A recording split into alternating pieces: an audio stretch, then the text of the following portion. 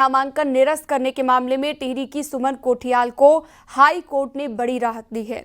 Nainital high court ने राज्य निर्वाचन आयोग की कार्यप्रणाली पर सवाल उठाते हुए सुमन कोठियाल का नामांकन कराने के आदेश दिए और कहा है कि प्रधान पद का चुनाव लड़ रही सुमन को चुनाव निशानदेह और बैलेट पेपर में भी दर्ज करें।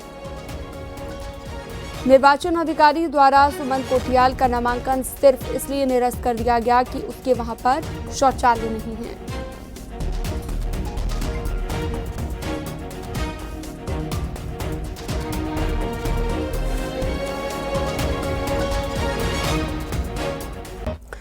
पंचायत चुनाव में ड्यूटी सरकारी कर्मचारियों को आफत लगने लगी है, खासतौर पर सरकारी टीचर्स को, जिनके सामने बोर्ड एग्जाम में बेहतर रिजल्ट से लेकर सिलेबस पूरा करने का दबाव रहता है।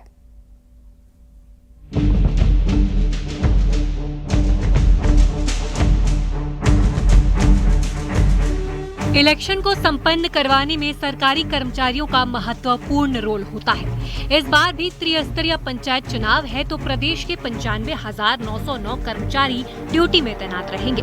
शिक्षा विभाग के टीचर्स को इलेक्शन में ड्यूटी देने में ऐतराज है। उनका कहना है कि कई बार कहा जा चुका है कि टीचर्स की ड्यूटी इलेक्शन में ना लगाई जाए। शिक्षा मंत्री के सामने भी बात रखी गई, लेकिन उसके बावजूद 1000 से ज्यादा स्कूलों से टीचर्स की ड्यूटी लगाई गई है, जिसका असर बच्चों की पढ़ाई पर पड़ता है।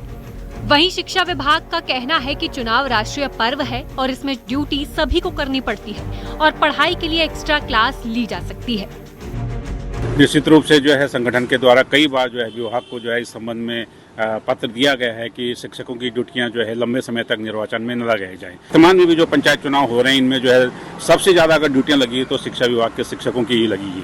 तो हमारा ये कड़ा विरोध हमेशा दर्ज किया जाता है कि शिक्षकों की ड्यूटियां लंबे समय तक जो है निर्वाचन में लगाई जाए, इससे शिक्षण कार्य प्रभावित होता है। चुनाव तो एक राष्ट्रीय कार्यक्रम है ना, तो चुनाव में तो ड्यूटी लगेगी ही लगती है।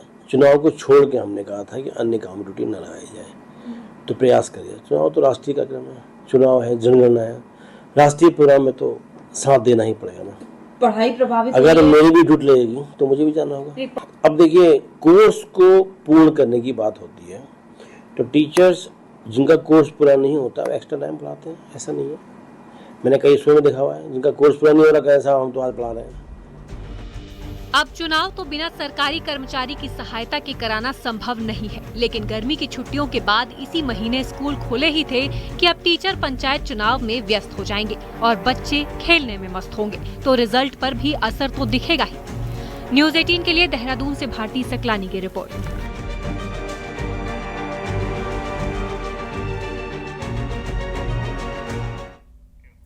उत्तराखंड के सरकारी स्कूलों में हुए गीता पाठ ने राज्य की सियासत को गरमा दिया है। एक तरफ तो सरकार है जो कि इसे बच्चों को पूरे विकास के लिए जरूरी पहल मान रही है, जरूरी पहल इसे माना जा रहा है, तो विपक्ष को लगता है कि सिर्फ एक धर्म पर आधारित ये पहल वोटों की राजनीति है। एक रिपोर्ट आपको दिखाते हैं।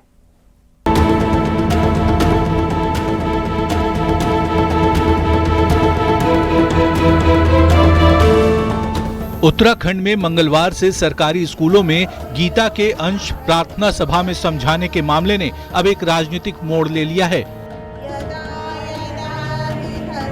विपक्ष को लगता है कि सरकार सिर्फ एक धर्म संप्रदाय पर फोकस कर रही है और वोटों की राजनीति के लिए ये फैसला लिया गया है, जबकि खुद मुख्यमंत्री ने कहा है कि भागवत गीता में भगवान श्री कृष्ण का अर्जुन को दिया गया ज्ञान हमारे बच्चों में अच्छे संस्कार पैदा करेगा। इससे बच्चे न्यायशील बनेंगे और जीवन में आगे बढ़ेंगे। कलिकाल में भागवत एक ऐसा शास्त्र है, ऐसा ग्रंथ है जिसको हमारे प्रभाव है, लेकिन नियम में रहता है, संयम में रहता है, उसका अनुकूलन होता है और हर प्रकार से वो न्यायपूर्ण होकर अपने कामों के प्रति समभाव से काम करता है। इसमें भागवत पढ़ने से हमारे बच्चों के अंदर अच्छे संस्कार आएंगे।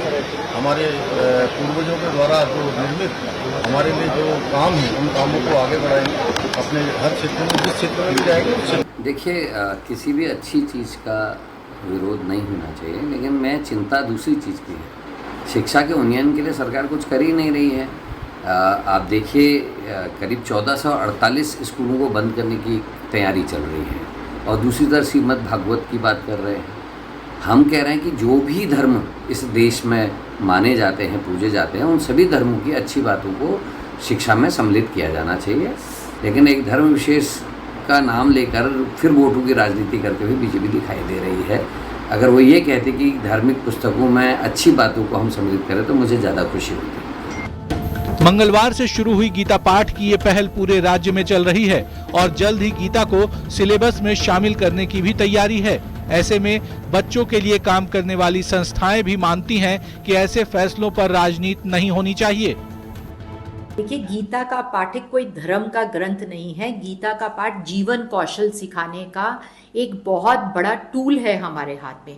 विदेशों में, देशों में आज गीता का सहारा ले रहे हैं, अपने बच्चों को एंग्जाइटी से जूझ रहे हैं, नशे से जूझ रहे हैं। श्रीमद् भागवत गीता के श्लोक स्कूली बच्चों के प्रार्थना में शुरू किए गए हैं। अब सरकार भले ही इसे बच्चों के विकास के लिए जरूरी मान रही है, लेकिन विपक्ष को इसमें चुनावी रंग नजर आ रहा है। देहरादून से न्यूज़ 18 के लिए भारती सकलानी की रिपोर्ट।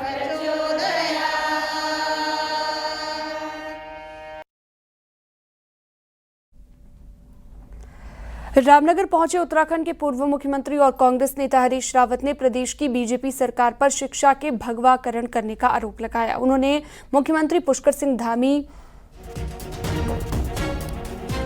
ने कहा कि गीता तो कर्म और ज्ञान देती है और ऐसा ज्ञान सभी के लिए आवश्यक है, लेकिन सवाल ये है कि सिर्फ एक ही धर्म के श्लोक क्यों पढ़ाए जा रहे हैं।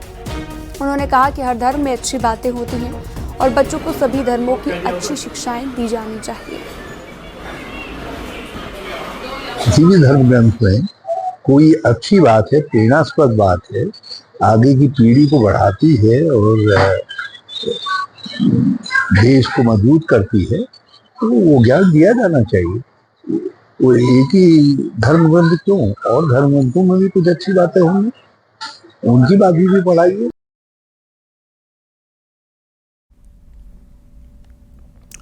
पिथौरागढ़ के मुवानी में हुए हादसे के बाद डीएम और एसपी ने हादसे वाली जगह का निरीक्षण किया। इस दौरान संबंधित विभागों के अधिकारी भी मौजूद रहे। निरीक्षण के बाद प्रशासन का कहना है कि हादसा ड्राइवर की लापरवाही या फिर तकनीकी खराबी के कारण हुआ है। साथ ही डीएम और एसपी ने प्रभावित परिवारों से भी मुलाकात की और उन्हें मुआवजे की राशि दी। मंगलवार को मुवानी से बोकटा जा रही जीप गहरी खाई में जा गिरी थी। इस हादसे में 8 यात्रियों की मौत हुई थी, जबकि 6 लोग घायल हुए थे।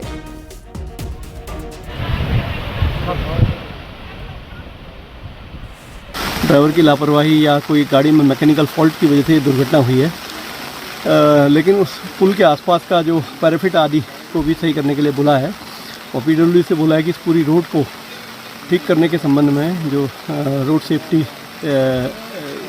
का जो बजट है उसके माध्यम से कार्रवाई करवाएं।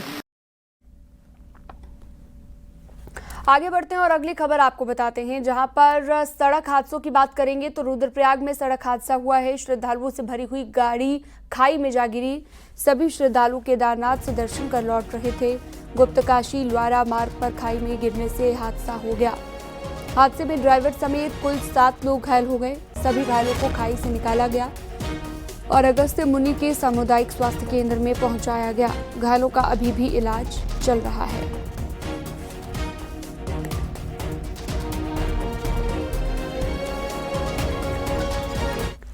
विकासनगर के सेलाकोई में बड़ा हादसा हो गया। यहां पर डाट काली मंदिर के पास एक तेज रफ्तार कार अचानक से धूलकोट के जंगल की ओर घुस गई और फिर पलट गई। दिल्ली नंबर की गाड़ी में 2 लोग सवार थे। दोनों को अस्पताल पहुंचाया गया, जिनमें से एक की हालत गंभीर है। वहीं हादसे के बाद रोड पर जाम लग गया। हादसे का कारण तेज रफ्तार और ओवरटेक करना बताया जा रहा है।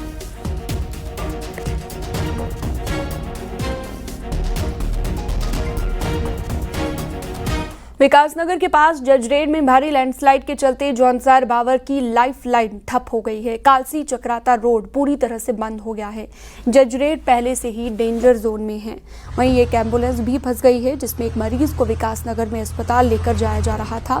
वहीं दोनों तरफ गाड़ियों की लंबी कतार लग गई है। हालांकि मार्ग खोलने की कोशिश अब भी की जा रही है।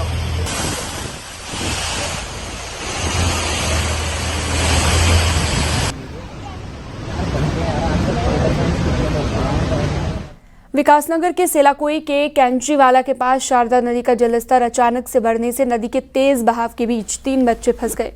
नदी में फंसे हुए इन बच्चों की जान पानी के सैलाब के बीच अटकी रही। लोगों की सूचना के बाद पुलिस और एसडीआरएफ की टीम पहुंची। कड़ी मशक्कत के बाद नदी में फंसे लोगों और बच्चों को सकुशल नदी से बाहर निकाला गया।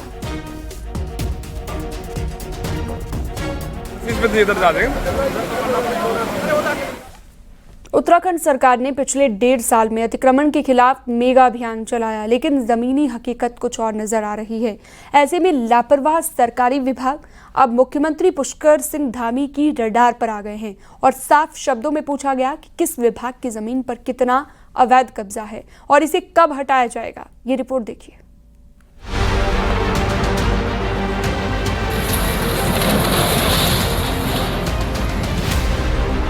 सरकारी जमीनों पर कब्जा करने वालों के खिलाफ सरकार ने भले ही तलवार तान रखी हो, लेकिन खुद सरकारी महकमे अब भी अपनी नींद से नहीं जागे हैं। अब हाल ये है कि वन विभाग को छोड़कर किसी भी विभाग को ये नहीं पता कि उनकी जमीन कहां और कितनी हथिया ली गई है। सबसे बुरी हालत सिंचाई विभाग की है, जिसकी जमीन पर सबसे ज्यादा कब्जे हैं, लेकिन विभाग अब तक आंखें मूंदे बैठा है। राजस्व, लोक निर्माण और ऊर्जा विभाग भी अपनी जिम्मेदारियों से मुंह मोड़ रहे हैं। मुख्यमंत्री ने अब कड़ा रुख अपनाते हुए सभी विभागों को साफ हिदायत दी है, अपनी जमीनों का रिकॉर्ड तैयार करें और अतिक्रमण चिन्हित कर उन्हें हटाएं। सभी विभाग काम करेंगे, जो विभाग नहीं कर पाए उन विभागों को भी लगाया जाएगा, वो सारे विभाग आगे बढ़ेंगे। अतिक्रमण हमारा जो है संकल्प है, उसको हटाना। ऐसे वक्त में जब सारे विभाग आंकड़ों से भाग रहे हैं, वन विभाग ने मिसाल पेश की है। अब तक प्रदेश भर में करीब 6000 हेक्टेयर जमीन पर अतिक्रमण चिन्हित किया गया है, जिसमें से 2000 हेक्टेयर को मुक्त भी कराया जा चुका है। मुख्यमंत्री के प्रमुख सचिव आर.के. सुधांशु ने साफ किया है कि अब हर विभाग को जमीन का हिसाब देना ही होगा। एक ऐसा अभियान है जो लगातार चलने वाला है, तो साथ ही जिस तरह से निर्देश प्राप्त हुए हैं, वन विभाग तो सक्रिय रूप से कार्य कर ही रहा है। इसके अलावा हम उम्मीद करते हैं कि बाकी अन्य विभाग भी अतिक्रमण के खिलाफ लगातार कार्रवाई करेंगे। सरकारी विभागों की सुस्ती अब सरकार की सख्ती के सामने टिकने वाली नहीं। मुख्यमंत्री ने गृह विभाग को सख्त निर्देश दे दिए हैं, जो नहीं जागेगा वो अब जवाबदेह होगा। आने वाले दिनों में इस मुद्दे पर तगड़ी कार्रवाई के संकेत साफ हैं। देहरादून से न्यूज़ 18 के लिए सुनील नौप्रभात की रिपोर्ट। देहरादून में रिस्पना पुल पर अचानक से आम से भरा हुआ ट्रक पलट गया। ट्रक पलटते ही सड़क पर आम बिखर गए, जिसके बाद आम लूटने के लिए अफरा तफरी मच गई। क्या पैदल चलने वाले, क्या बाइक और स्कूटी वाले, क्या कार वाले, जिनके हाथ जितने आम लगे वो ले गया। कोई स्कूटर की डिक्की में आम रखने लगा तो किसी ने हाथों में जितने आम आ सकते थे उतने रख लिए। काफी देर तक ये आम वाली लूट चलती रही और कई लोग तो वहीं पर आम को खाने का मजा लेने लगे। इस आम लूट के चलते रिस्पना पुल पर जाम लग गया। पुलिस ने किसी तरह आम लूट रही भीड़ को हटाया और जाम को खुलवाया।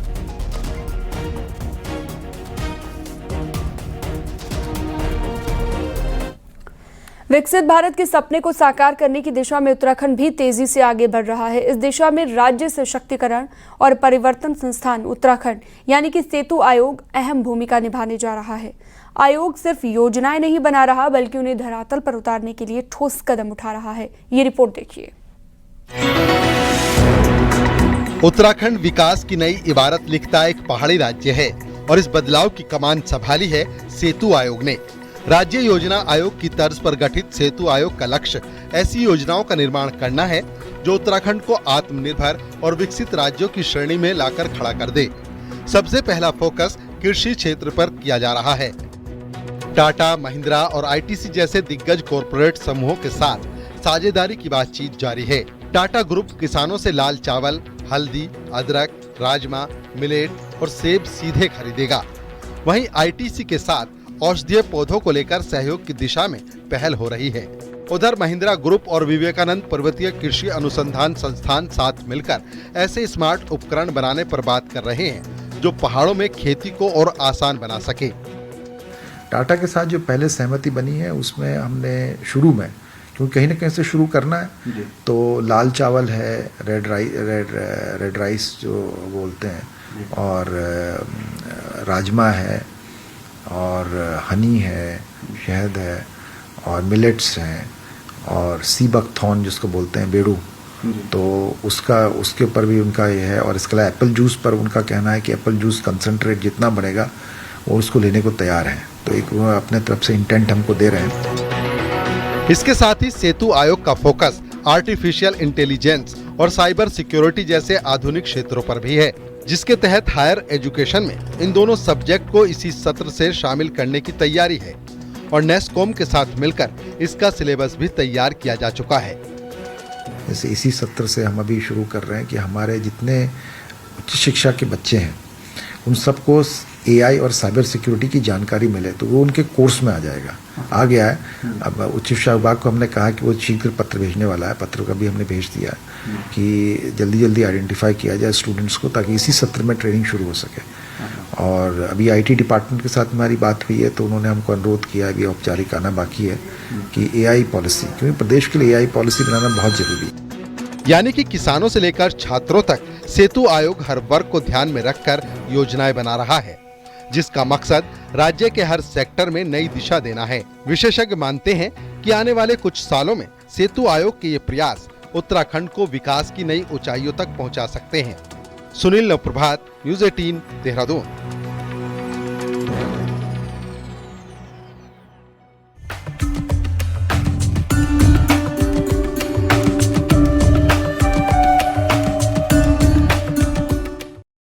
उत्तराखंड में आज हरेला लोक महापर्व धूमधाम से मनाया गया। पूरे प्रदेश में हरेला पर्व पर 7 लाख पौधे लगाने का लक्ष्य रखा गया था, जिसे देर शाम तक पूरा कर दिया गया।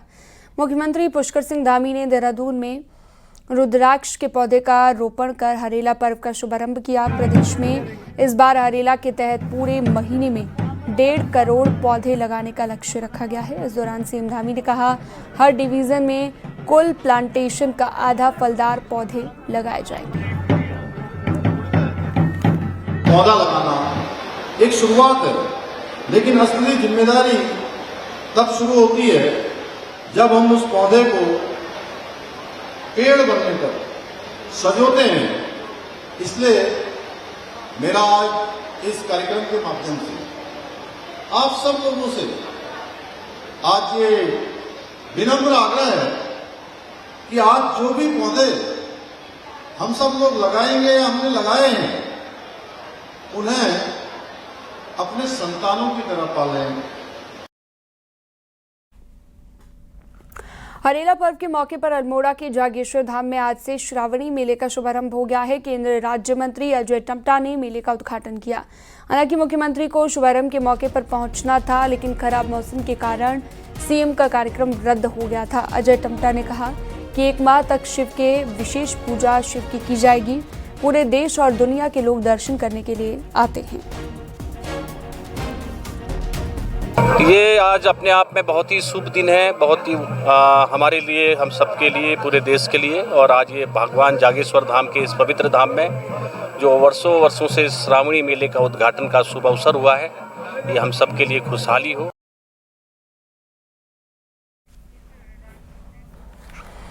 भीमताल के ऐतिहासिक हरेला मेले की शुरुआत हो गई है। नेता प्रतिपक्ष यशपाल आर्य ने हरेला मेले का उद्घाटन किया है। इस मौके पर इस दौरान स्थानीय लोग भी शामिल हुए।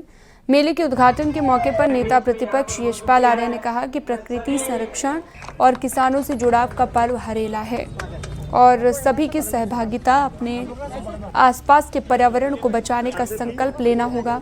भीमताल का हरेला मेला 130 सालों से ज़्यादा पुराना है और ये ग्रामीणों के लिए व्यापारिक केंद्र भी रहा है। हालांकि पिछले कुछ सालों से इसका आयोजन प्रशासन और नगर पालिका मिलकर कर रहे हैं। और जो हमारी संस्कृति है, जो हमारी परंपराएं हैं, जो मूल्य हैं, जो हमारा आधार है, उसको पुनर्जीवित करने के लिए हर वर्ष दशकों से, सदियों से हम हरेला त्योहार मनाते आ रहे हैं। पहाड़ी फलों का काश्तकार परेशान ही रहा है। पहले मौसम ने मारा, फिर मार्केटिंग ने हालात बिगाड़ दिए। सालों से मंडी की मांग पूरी ही नहीं हो सकी, जिससे अब किसान परेशान है। देखिए,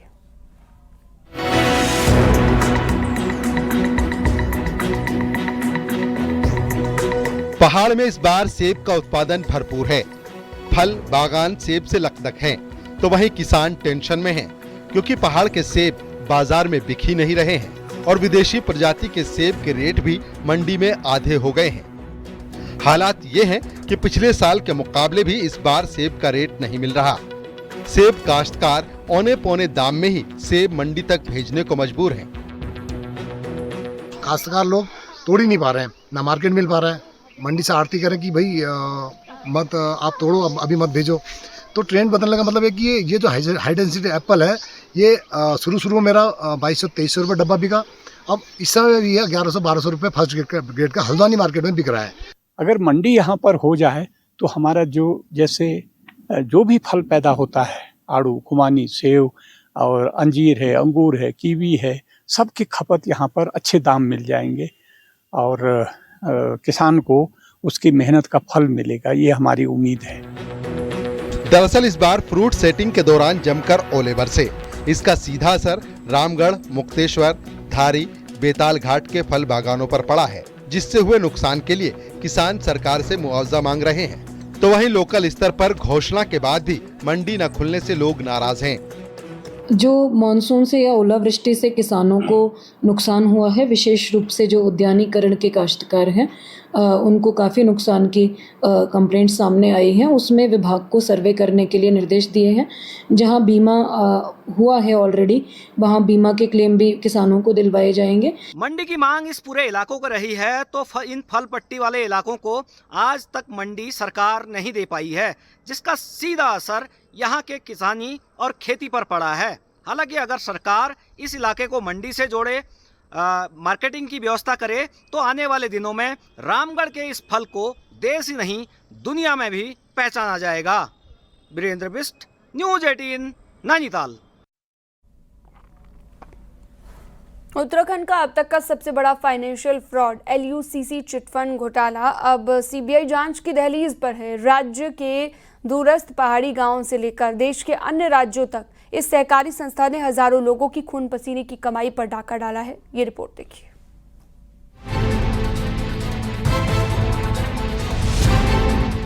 LUCC यानी Loni urban multi state credit thrift cooperative society ने दूर दराज के क्षेत्रों में बैंकिंग की कमजोरी का जमकर फायदा उठाया।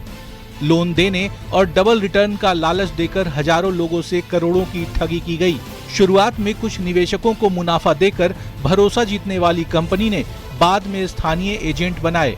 इन एजेंटों के जरिए बड़े स्तर पर निवेश कराया गया और जब पैसा करोड़ों में पहुंचा तो कंपनी फरार हो गई। चिट फंड कंपनियों के झांसे में लोग इसलिए आते हैं क्योंकि एक तो वो ज़्यादा इंटरेस्ट देना, ज़्यादा रिटर्न देने का लालच देते हैं, जिससे लोग ज़्यादा वहाँ पर इन्वेस्ट करते हैं, ये भरोसा करके कि उनको समय पर जब ज़रूरत पड़ेगी ज़्यादा इंटरेस्ट के साथ उनको रिटर्न मिल जाएगा। उत्तराखंड में LUCC के खिलाफ 13 मामले दूरस्थ इलाकों में दर्ज हैं, तो देश के अलग अलग राज्यों में भी 70 से ज्यादा केस दर्ज हैं। उत्तराखंड CID इस मामले की जांच कर रही थी, लेकिन अब देश के अन्य हिस्सों से लगातार मिल रही शिकायतों के चलते पूरे केस को CBI को सौंपे जाने की तैयारी शुरू हो चुकी है। शासन स्तर पे है अभी जो है, इस पे तमाम जहाँ ये ऐसे मामले दर्ज हुए हैं उसकी हमने पूरी CID इसकी विवेचना कर रही है, जांच कर रही है। अभी फिलहाल तो वो सारे जांच अधीन है। वो LUCC की आड़ में जो भरोसे का कारोबार हुआ वो दरअसल ठगी की कहानी थी। सवाल ये है कि कितनी और चिट फंड कंपनियां ऐसे ही दूरस्थ इलाकों में सक्रिय हैं और कब तक मासूम जनता इनकी ठगी का शिकार बनती रहेंगी, क्योंकि अब जरूरत है कड़ी जांच और ऐसी कंपनियों पर समय रहते लगाम लगाने की, ताकि भविष्य में किसी और को अपनी जमा पूंजी यूं ही न गंवानी पड़े। देहरादून से न्यूज़ 18 के लिए सत्येंद्र बर्थवाल की रिपोर्ट।